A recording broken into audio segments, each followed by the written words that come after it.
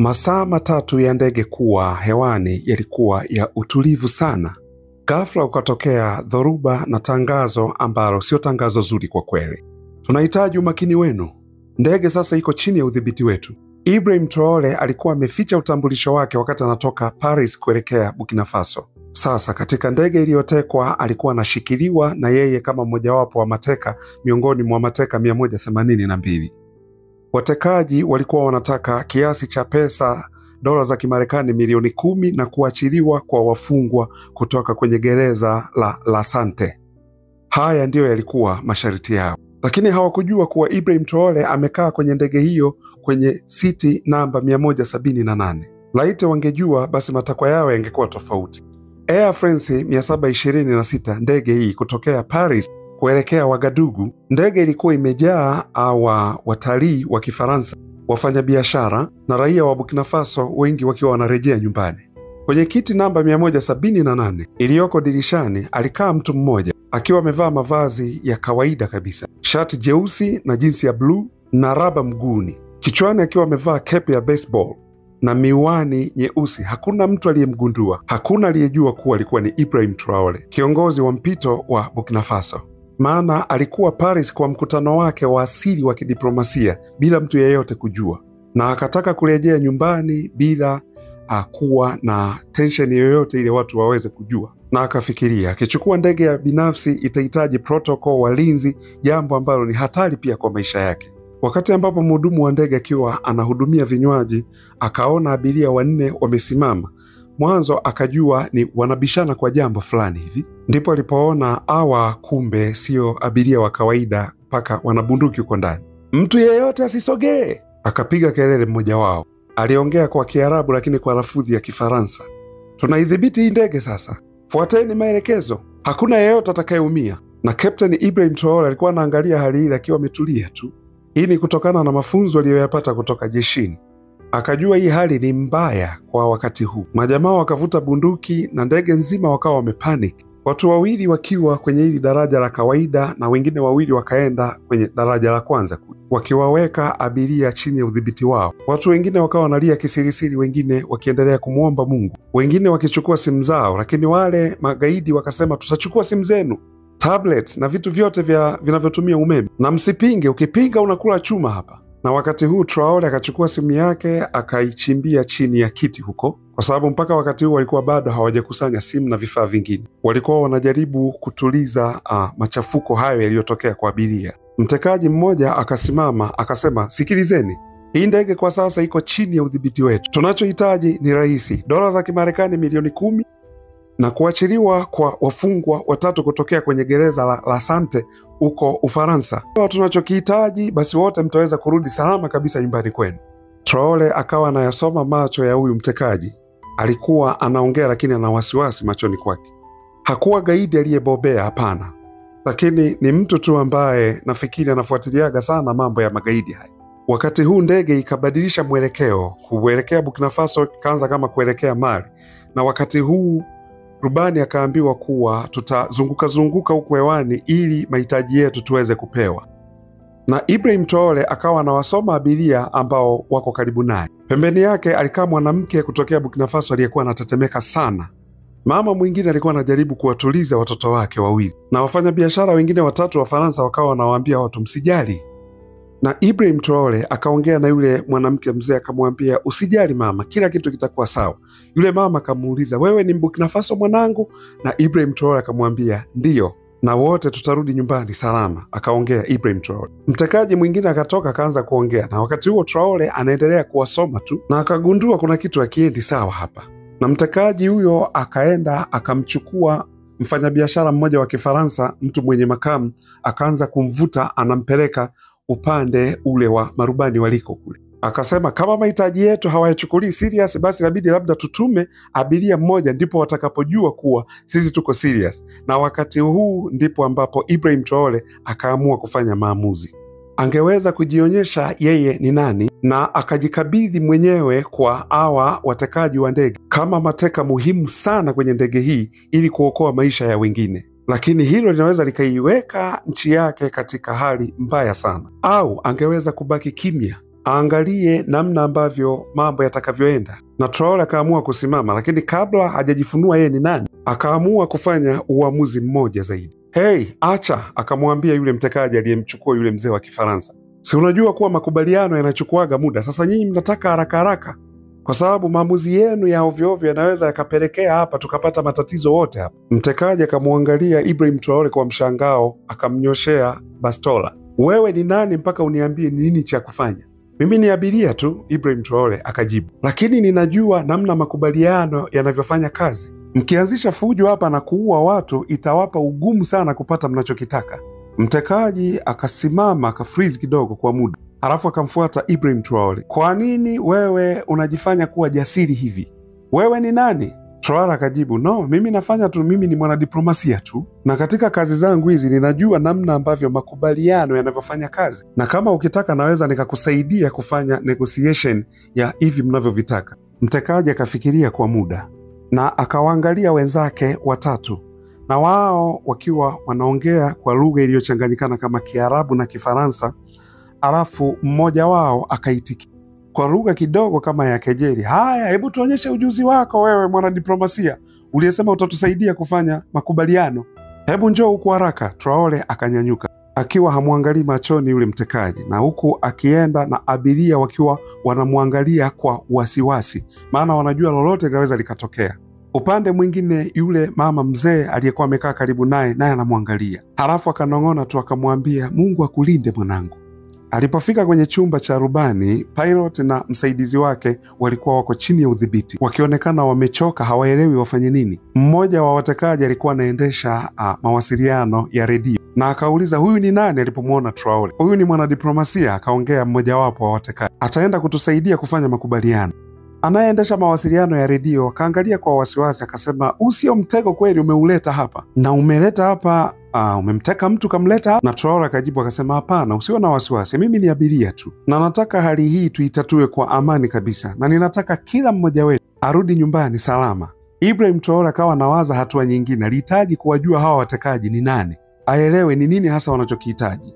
Kwanza, kila mtu anahitaji awe mpole, akaongea kwa hawa watekaji na hawa wanaofanya nao makubaliano. Hili ndilo lengo, kuwafungulia wale wafungwa watatu kule gerezani na kupata dola za Kimarekani milioni 10, si ndio? Ndio, wakajibu. Ndugu zetu wamefungwa huko kwenye gereza la Sente, tunahitaji warudi.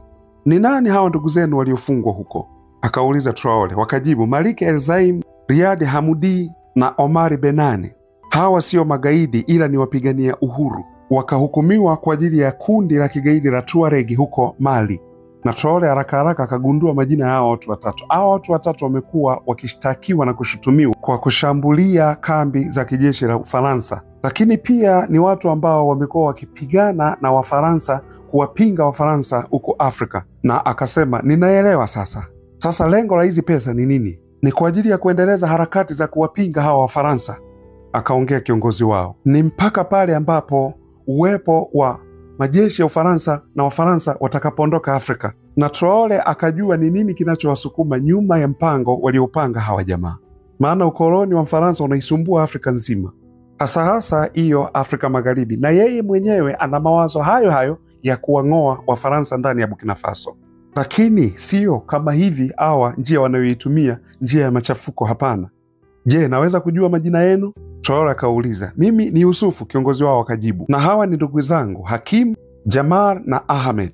Traore akasema, Yosefu, naweza nikawasaidia kufanya makubaliano, lakini lengo lenu kubwa ni nini hasa? Tunataka ndugu zetu waachiliwe kwa sababu mlolongo wa kuachilia umekuwa ni mrefu, alafu wanatushutumu kuwa sisi ni magaidi. Sisi sio magaidi, akaongea Yusufu. Tunataka haki, tunapigana kinyume na ukoloni unaoitesa Afrika na kunyonya damu ya Waafrika. Traore akaitikia, nimewaelewa vizuri, lakini mmejaribu kufikiria njia nyingine mbali na hii, labda political statement na kupeleka kesi kwenye mahakama za uhalifu wa kivita?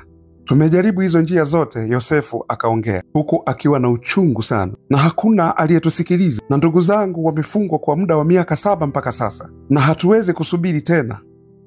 Traore akawa anapanga mikakati na akagundua hawa mabwana sio magaidi wale wazoefu wa ugaidi, ni watu ambao wamesukumwa na kile ambacho kinaonekana kuwaumiza sana kwa ndugu zao kuweza kufungwa gerezani huko Ufaransa. Labda angeweza kuwashawishi. Sasa je, mpango wenu ni nini? Akawauliza. Hata kama haya mnayoyataka wakaweza kuwapa, je, mtawezaje kutoka kwenye hii ndege hapa? Je, mmefikiria kuhusu hilo? Kiongozi wao akaangaliana na wenzake, wakaja kugundua kuwa mpango waliouanzisha hawakuwa wamefikiria mbali. Wao walijua tu ndege itatua pale Mali, basi waondoke. Na Traore akawajibu, hapana, watawakamateni na kutakuwa na ndege pale ya jeshi ambayo inawasubiri kwa hamu, alafu wawakamate na nyinyi mtaenda kuunganishwa na ndugu zenu gerezani. Na Traore akaona kukata tamaa katika macho ya Yosefu, lakini labda kuna njia nyingine.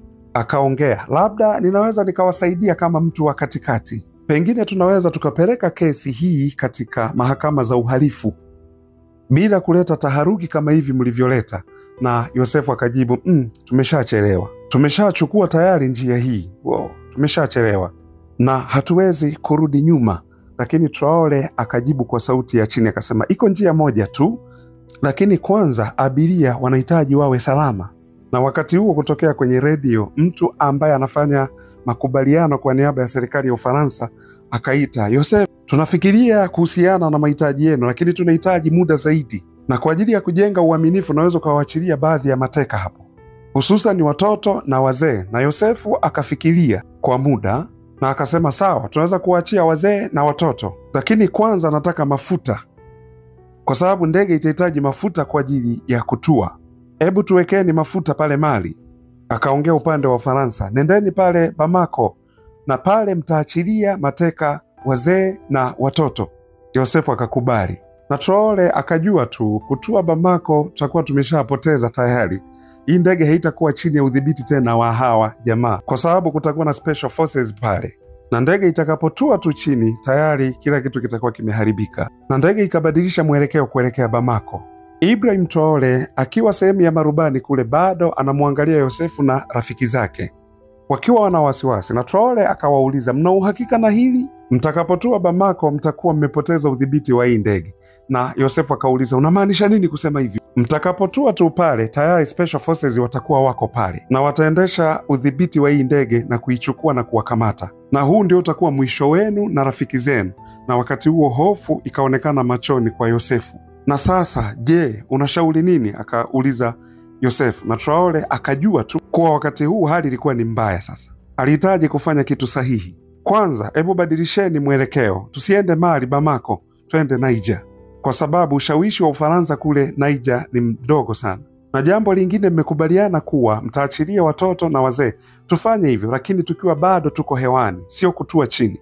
Na Yosefu akafikiria kwa muda. Ni kwa nini ni kuamini wewe? Akamuuliza Ibrahim Traore. Labda wewe ni agenti wa Ufaransa? Traore akatabasamu. Mimi ni Mwafrika kama wewe, akajibu. Na niamini, mimi na wewe tuko sawa katika mawazo haya ya kuwaondoa Wafaransa Afrika, isipokuwa mimi natumia njia tofauti na ya kwako. Maoni ya Traore yakaonekana kuwa yamemvutia bwana Yosefu, na akaondoka huku sehemu ya marubani akaenda kuongea na marafiki zake. Na hapo Ibrahim Traore akawa yuko peke yake, amebaki kule na pilot na msaidizi wake. Wewe ni nani? Akauliza pilot ambaye ni Mfaransa. Mimi ni abiria tu, najaribu kusaidia, akajibu Ibrahim Traore. Hapana, wewe ni mtu uko tofauti, akaongea pilot. Unaongea kama mtu ambaye ana uzoefu na mafunzo ya kijeshi. Traore hakujibu, akatabasamu tu. Muda mfupi baadaye Yosefu na wenzake wakarudi huku kwenye chumba cha marubani. Tumekubaliana na mpango wako, tutaenda Niger na tutabaki hewani tu na tutawaachilia watoto. Kivipi? Traore akauliza. Unamaanisha nini unaposema kivipi bwana Traore? Yosefu naye akauliza. Utawezaje kuachilia watoto ukiwa hewani? Je, utawaachilia, utawavalisha maparachuti? Mtazamo wa uso wa Yosefu ukaashiria kuwa hakufikiria vizuri hii plani yake hii. Labda tunaweza tukajenga uaminifu katika njia nyingine, akaongea tena Ibrahim Traore. Kwa mfano, unaweza ukarekodi video fupi kuonyesha kuwa wazee na watoto wako kwenye hali nzuri kabisa na kuituma video hiyo. Yosefu akaona mbona mpango mzuri, akaukubali. Na pole pole Ibrahim Traore akawa anapata uaminifu kutoka kwa Yosefu. Na hii kaonyesha kuwa huyu jamaa hakupanga mipango yake vizuri katika details wakati anapanga hii mipango ya kuteka ndege. Tunaelekea Niger badala ya Mali, akaongea Yosefu kwenye redio pamoja na huyu wanayefanya naye makubaliano kwa niaba ya Ufaransa, na tukifika Niger tutakutumia video za wazee na watoto kuwa wako katika hali nzuri. Huyu wa upande wa Ufaransa kashangaa, imekuwaje hii plan imebadilika ghafla hivyo? Ninaelewa, lakini maandalizi yalikuwa yameandaliwa huko Mali na mpango umebadilika. Tutapata mafuta huko Niger, akaongea Yosefu, na tutakaa hewani mpaka mmekamilisha mahitaji yetu. Na Traore akamkaribia Yosefu akamnong'oneza kuwa sasa unatakiwa uwatulize abiria, uwaambie ni salama kabisa, usitengeneze kupaniki wao. Labda unaweza ukaanza kuwahudumia maji na ukawaonyesha kuwa ni salama kabisa. Yosefu akafikiria na akakubali. Akarudi huku daraja la kwanza na lile daraja la kawaida, akawaita watu wawili vijana wake waanze kugawa maji pamoja na snacks. Na wakati huo huo akaamuru watoto waje ili wachukuliwe picha na kuzituma kuwaonyesha Wafaransa kuwa wako katika hali nzuri kabisa. Na Traore akarudi huko alikokuwa amekaa, akaona watu wakiwa na hofu machoni mwao. Na yule mama mzee aliyekaa karibu naye akamwangalia usoni, akamuuliza, "Ni nini kilichotokea huko mwanangu?" Makubaliano yanaendelea mama yangu, akaongea Traore. Wala usiogope, tunaelekea katika mwelekeo mzuri sana. Na watoto wataenda watachukuliwa video na kuzituma kuonyesha kuwa wako kwenye hali nzuri kabisa. Na wamama wakawapeleka watoto wao, watoto wadogo 3 na 3 wa miaka 11, kwao walikuwa 6 jumla. Hawa wakubwa wakawa wanaonekana kuogopa sana, na mama zao wakawa wanajaribu kuwatuliza. Na Traore akawasogelea akajaribu kuongea nao akipiga magoti ili afanane nao kwa kimo. Akaongea katika sauti ya upole, "Halo, jina langu ni Ibrahim. Na nyinyi mnaitwa nani?" Lakini watoto wakasita kumtajia majina yao. Traore akawaangalia huku akitabasamu akasema, "Mnaweza mkawa mna uoga kidogo, lakini kila kitu kitakaa sawa kabisa. Sasa tunataka tufanye mchezo hapa, tucheze mchezo. Tunataka tuwarekodi video halafu muonekane mko sawa kabisa. Na kwa njia hii mtaweza kurudi nyumbani mkiwa salama kabisa." Watoto wakaonyesha wameridhishwa na upole wa Ibrahim Traore, na wakati huu basi wakawa wapole. Wakarelax na Traore akarudi kwa Yosefu. Akamwambia ni vizuri kuwa comfort ya watoto, kwa sababu watoto wanaoogopa na mama zao waliopaniki, hii hali itapelekea kuwa hali ngumu zaidi. Yosefu akaitikia, akauliza, "Umewahi kufanya hivi kabla?" "Nimekuwa katika mafunzo ya hivi, lakini sijawahi kuwa katika hali kama hii," huku akiwaambia lakini bila kuwafunulia kuwa yeye ni nani. Video ikarekodiwa chini ya usimamizi wa Ibrahim Traore na watoto wakipunga mikono kwenye kamera wakisema tuko sawa. Na video ikatumwa kwa yule mtu ambaye anafanya negotiation nao. Masaa yakaendelea na ndege ikawa inakaribia kwenye anga la Niger.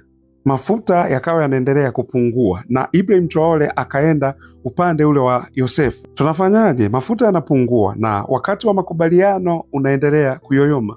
Yosefu akajibu, "Sasa mtafanyaje kama hawataki kufanya kile anachowaamuru wafanye?" Traore akamjibu, "Nakitaka nini? Unachokihitaji ni kuachilia ndugu zako?"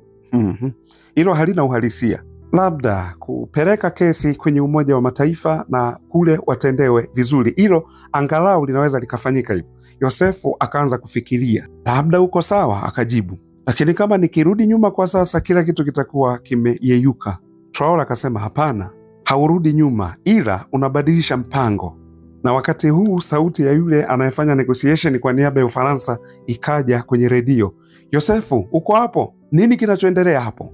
Tumekubaliana kuhusiana na ombi lako la hawa wafungwa 3, na pia tutahakikisha tunawaweka katika hali nzuri na hali ya utulivu, lakini kuachiliwa kwao sio rahisi kama hivyo."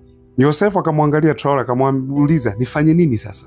Traore akamwambia, "Huu ni mwanzo mzuri, si umeona nimekuambia Sasa unatakiwa ufanye makubaliano kwa ajili ya kutua na kuwaachilia hawa mateka ambao ni watoto na wazee." "Na vipi kuhusu sisi?" akauliza Yosefu, huku akiwa sauti yake ikionyesha hofu. "Nini kitatokea kwetu?" Na Ibrahim Traore akagundua kuwa huyu bwana hakujiandaa na hana uzoefu na kazi anayofanya bila kufikiria matokeo yatakuwa ni nini baada ya hiki anachokifanya. Kama hali hii utaiendesha kwa utaratibu na kwa utulivu, basi upande wa mahakama utakuwa upande wako, kwa sababu haujatumia fujo wala vurugu na kumuumiza mtu yeyote yule. Hili ni muhimu sana. Yosefu na marafiki zake wakaongea na hatimaye Yosefu akakubaliana na maneno ya Traore na akageukia redio na kumjibu yule mtu wa upande wa pili, akamwambia, "Sawa, umetuambia mtawaweka salama ndugu zetu na kila kitu kitakaa sawa.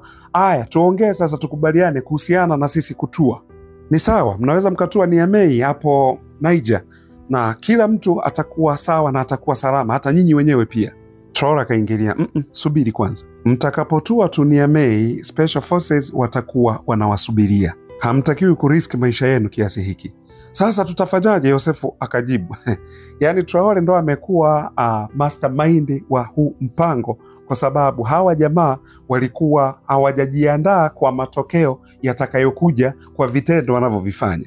Sasa badala ya huko Niamey, hebu twende tukatue Wagadugu, Burkina Faso. Na pale Burkina Faso mnaweza mkaendelea sasa kufanya makubaliano. Pale patakuwa ni parahisi kwa sababu Mfaransa hajui bado kuwa mnakoelekea ni wapi. Yosefu akaangalia kwa machare, akamuuliza kwa nini iwe ni ndani ya Burkina Faso awamu hii? Je, Burkina Faso haishirikiani na Wafaransa? Traore akatabasamu akimwangalia. Hapana, sio kwa sasa. Burkina Faso kwa sasa inafuata sera zake za uhuru kutoka kwa wakoloni wa Kifaransa, Ibrahim Traore akajibu. Na akaendelea kusema, tukifika Wagadugu, tutakapotua tu, nyinyi mtazungukwa na askari. Lakini mtakapokuwa mko wapole, hakuna mtu yeyote atakayewagusa, ninawahakikishia hili. Lakini watatufunga gerezani, akasema Yosefu. Ndiyo, lakini mtaishi na mtaweza kuanza kushughulikia masuala ya ndugu zenu. Na Yosefu mwishowe akaitikia, basi acha tutue hapo na tuwaachie mateka. Na ndege ikatua katika ardhi ya Wagadugu, uwanja wa ndege Wagadugu. Special Forces walikuwepo lakini hawajajitokeza. Kwanza wazee na watoto wakaruhusiwa watoke nje. Na mimi nataka kwenda, akaongea Ibrahim Traore. Kwa nini? Yosefu akauliza, sasa unawezaje kutusaidia? Na hapo ndipo ambapo Ibrahim Traore akatoa miwani yake, akavua na kofia, akasema, mimi ni Ibrahim Traore, rais wa Burkina Faso. Uso wa Yosefu ukabadilika kutoka kwenye mshangao na kutetemeka sana. Hapana, hapana, haiwezekani. Lakini Ibrahim Traore akamwambia, ni kweli, ni mimi. Na sasa ninataka kuwasaidia. Kama mtajisalimisha kwa amani, ninawahakikishia usalama wenu. Mtapata huduma nzuri sana ndani ya Burkina Faso. Na mkono wa Yosefu ukaelekea kwenye bunduki yake. Labda tukuchukue wewe kama mateka wetu, kwa sababu wewe utakuwa mateka wa muhimu sana kwetu. Traore akajibu, ndiyo mnaweza, lakini fikirieni kitakachotokea baada ya hapa ni nini? Kwa sababu nje hapo Special Forces wa Burkina Faso wanasubiri. Kumdhuru kiongozi wa taifa haitakuwa bora kwenu. Na baada ya muda Yosefu akashusha bunduki yake. Unataka sisi tufanye nini? Akauliza Yosefu. Traore akajibu, ebu wekeni silaha zenu chini, waachilieni mateka wote na shukeni kwenye ndege kwa amani kabisa pamoja na mimi. Ninawaahidi hamtadhurika. Yosefu na marafiki zake wakakubali, na abiria wakafahamishwa kwa amani kabisa wanaweza wakatua, kuna amani kabisa. Ibrahim Traore akaongoza njia wakati Yosefu pamoja na marafiki zake wakiwa wanamfuata nyuma. Wakati anashuka kwenye ndege, Special Forces wa Burkina Faso wakashangaa kuona rais wao anaongoza mbele na hawa watekaji wanafuata nyuma. Wakauliza, bwana mkubwa, ulikuwa ndani ya hii ndege? Ndiyo, akajibu kwa sauti ya upole. Na nimewahakikishia hawa mabwana usalama kama watajisalimisha kwa amani. Na baadaye Ibrahim Traore akaita waandishi wa habari na akaanza kutoa habari kama ilivyokuwa. Leo tumeona tofauti kati ya magaidi na diplomasia. Hawa watu walikuwa wanajaribu kulinda isipokuwa ni kwa njia ya tofauti. Lakini mwishowe mazungumzo na kuelewana, basi tumefika mpaka hapa. Na walipomuuliza kwa nini hakuwafahamisha mapema kuwa yeye ni rais wa Burkina Faso, akasema, ningejifunua mwenyewe mwanzo kuwa mimi ni rais wa Burkina Faso, situation ingekuwa ngumu zaidi. Kwa sababu lengo langu lilikuwa ni kulinda watu wasipate madhara yoyote, wasife. Na nimefanikiwa. Na mwandishi wa habari akamuuliza, je, hilo limekufundisha nini? Umepata uzoefu gani? Akasema kuwa vurugu haiwezi kamwe kuwa ni suluhisho. Mazungumzo, uelewa na uvumilivu ndiyo silaha yetu ya nguvu. Na kiongozi lazima aishi katikati ya watu wake kama mmoja wao, kwa sababu madaraka ya kweli hayakai ndani ya kuta za ikulu, bali kwenye mioyo ya raia. Baada ya interview kuisha, ulimwengu kawa unajadiliana kuhusiana na hekima ya Ibrahim Traore na akili alionayo. Yaani vurugu zimegeuzwa kuwa ni darasa la uongozi. Na jambo la zaidi ni kuwa Afrika imeonyesha alama ya heshima na uhuru, na hili likaonyesha kuwa kumbe Ibrahim Traore ni mwalimu wa darasa, na viongozi wengine wanatakiwa kujifunza kuwa madaraka hayako kwenye kuta za Ikulu, ila madaraka yako ndani ya mioyo ya watu. Kama kiongozi unajijengaje ndani ya mioyo ya raia wako? Asanteni sana.